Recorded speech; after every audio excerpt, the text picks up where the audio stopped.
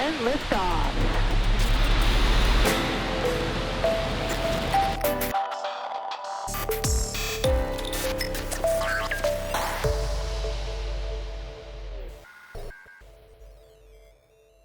Thanks for joining us. I'm here today with our Chief Revenue Officer, Eric von Eckartsberg, and we're going to talk a bit more about the business side of KLEOS. What kind of those geographic regions in roadmap, where are we looking to cover?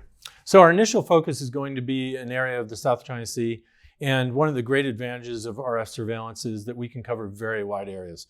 So we're looking initially to provide data of an area covering roughly 4 million square kilometers. And if you compare that to other forms of surveillance, other ways of looking at the globe, imagery, SAR, aerial collect, those can collect data over a very narrow area. RF surveillance allows us to cover very broad swaths of the globe at once.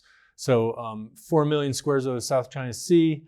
After a month or so, we're going to be providing data over other areas. As we launch new clusters, we'll be opening up other areas of the globe. And so one of the advantages of having multiple clusters using polar orbits as well as equatorial orbits like we are, we're going to be able to look at any part of the globe.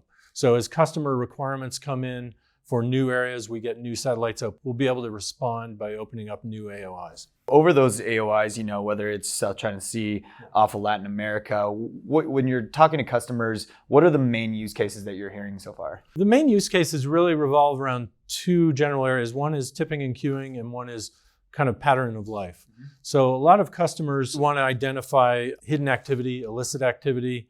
They may have data sets coming in from AIS on ships.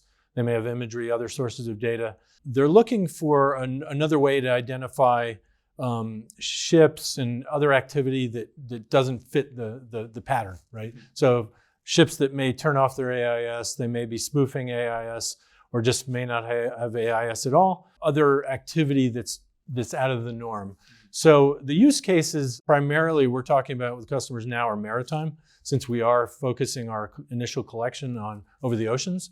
And that includes national security requirements, drugs, smuggling, narcotics, things like that, proliferation, regulatory issues such as fisheries control, border control. And then we are hearing about terrestrial land-based requirements from other customers, but we'll be looking into those later. When you mentioned the patterns of life, where we also differentiate and is really powerful for us, is that we will be downlinking every piece of data that we get. There's no onboard processing. So when we start to launch more and more clusters, that archive is going to become incredibly robust and powerful to look at those patterns of life, identifying anomalous activity and things like that, right? Exactly, yeah.